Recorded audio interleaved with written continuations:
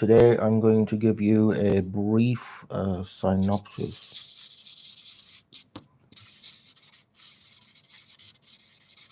about devices deploying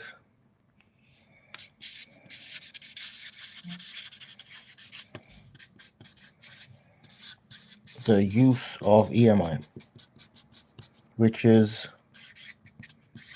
d phi over dt, where d is the magnetic field into the differential of area divided by differential of time. Okay, so I'm going to just talk about the different kind of devices that use this principle and how they use it. Now, before I start, for every device there are two versions. Version 1 is with the brush commutators. That's the old kind of version, right? The old version. But this new slim versions of every device are now coming out as brushless. And there's more and more electronic control via microcircuitry. So microcircuitry control. Microcircuitry. Processor control. So therefore, you don't need commutators anymore. So it's coming out as brushless. The other thing I'd like to talk about is please remember that the Fleming's right-hand rule applies to generators and the left-hand rule applies to motors. And there are two types of motors, DC motor, AC motor. And EMI is generally for AC motor, AC currents.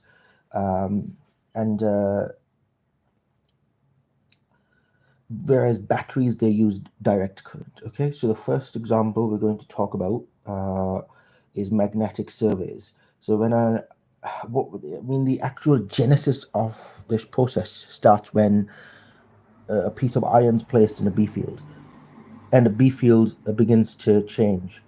And iron, nickel, cobalt, they have their own magnetization, permeability, magnetic permittivity, permeability, and different ability to be magnetized. So every different ferromagnetic metal will respond differently to an alternating changing B field. And when you place an iron or ferromagnetic substance inside a B field and you begin to move it, it'll cut the lines of flux, inducing an EMF. And that EMF is what we measure through either a galvanometer,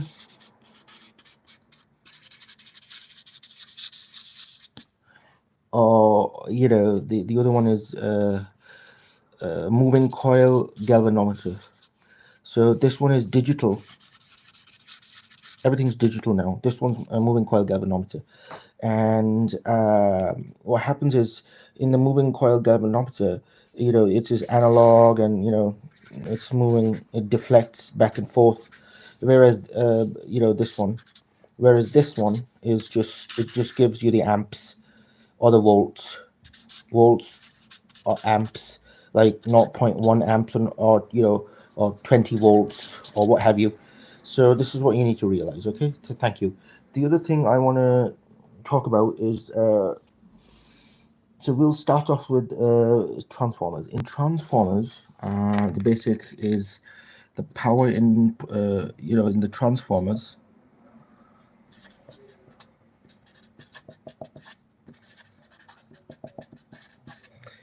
It's the power in primary divided by the number of turns in primary over power in secondary divided by the number of turns on the secondary coil.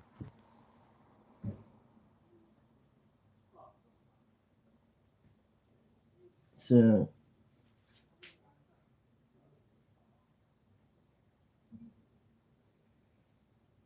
and I want you to absorb this for a little bit. So absorb it, and it'll be that's how it is. And so this is further simplified as IP VP over NP, and I secondary, V secondary, and then number of turns in the secondary coil. This is the full formula. but this is all about EMF generated in an AC circuit, AC EMI induction, where you'll come across reactance, admittance, impedance, capacitance. All of these things are happening in sync together when you are going through the process of induction. And induction occurs in AC circuits.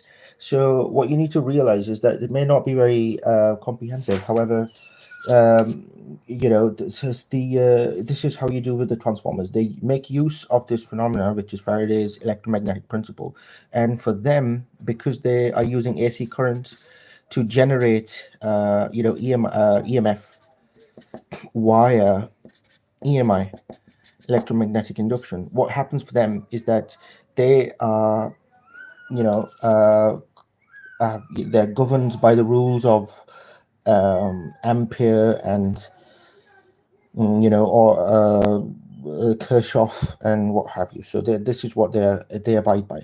This is the philosophy of the functionality of transformer. The other thing I'd like to start off is metal detectors. Very few people talk about it because most people discuss the bell, the electric bell. I'm not going to do the electric bell. I'm going to talk about the metal detectors because fewer questions in the exams were about metal detectors, and most teachers don't do much about metal detectors. So metal detector, what is it? It looks like this, right? It's like a bunch of coils, and then you move it, and then it's sending signals, and then it's receiving signals as well. Sends it, receives it, detects it, and then after it gives a positive or a negative signal. Okay, so it gives a negative or a positive signal. But the philosophy is the transmitting ring. It actually, what it does is it generates an AC. And the generation, the transmitting ring and the receiving ring, they are coiled, and so it transmits field lines like an AC current, EMF field lines. And when the metal object experiences the field lines, right, it's going under the ground, and here's a metal object, and it's going. At this point in time, it's going to cut. It's going to cut flux is going to take place. That flux will be the flux signal will be sent to the receiving coil, and it'll tell you, okay, around this point is some sort of metal buried down. So this is the digging area. So this is where you dig, and then you dig, and then you find your piece of metal. Most probably it'll be iron, nickel, cobalt, could be brass, zinc, cupronickel. It could also be bronze. So, all of these metals that respond to an AC field and are good at conducting electricity. So the other thing I wanted to mention is that with reference to transformers, in a transformer, an AC is in the primary to create a changing B field in the core, which then gets induced in form of an alternating voltage into the secondary coil. That's called and so yes, some of these are step up, which means they amplify the voltage. The other ones are step down, which means they reduce the output voltage.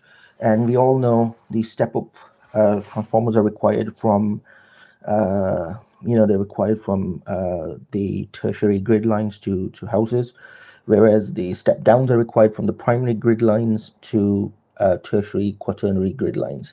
So the other thing I want you to understand is this means that a transformer which increases voltage will decrease the current, and vice versa. So a transformer which increases the voltage, which means if it's a step up, it'll decrease the current, hence decrease when the current is down, the heating, eddy currents, everything goes down, and heating, eddy currents, magnetic heating, magnetic damage, power, P equals V squared over R, P equals I squared over I squared R, everything goes down. So it's ensures safety of the wires, and stops them from getting melted and whatnot. So it's a step up. This is what it does.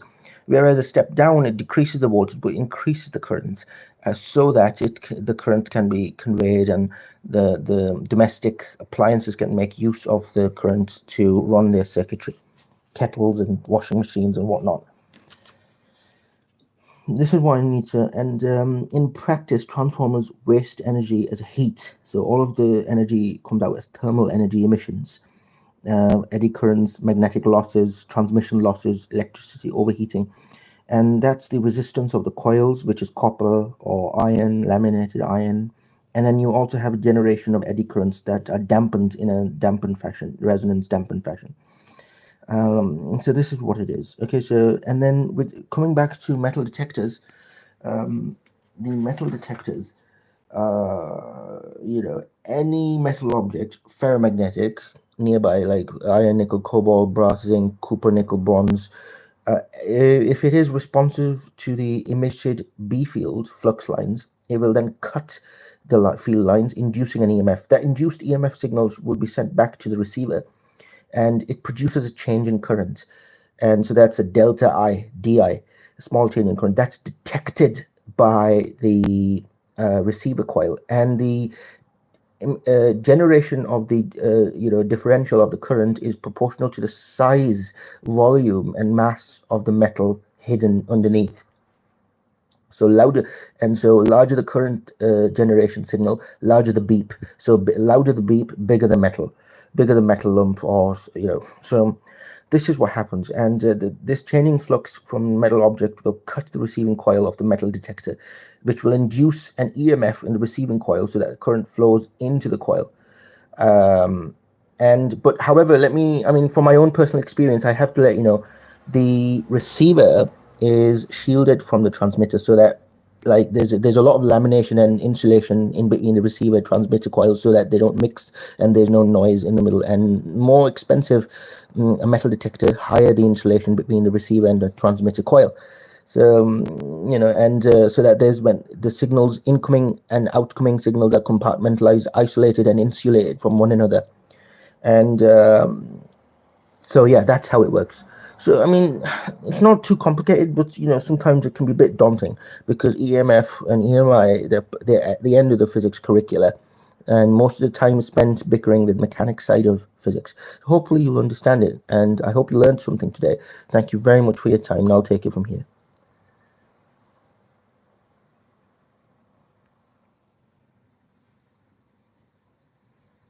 How do I